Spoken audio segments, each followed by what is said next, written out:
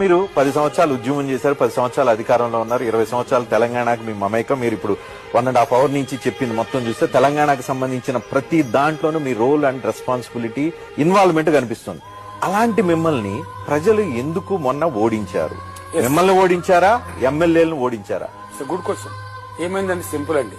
మేము మంచిగా కులము, మతము, వర్గము అనే భేదం లేకుండా అన్ని రకాల ప్రజల్ని కూడా అన్ని రకాల స్కీమ్లు అందించి కడుపులో బిడ్డలాగా చాదుకున్నాం. కంటికి రెప్పలా కాపాడుకున్నాం. ఎవరికి ఏ లోటు రానియలే. ఎస్, అందరిని ఆదుకున్నాం, రైతాంగాన్ని అందరినీ.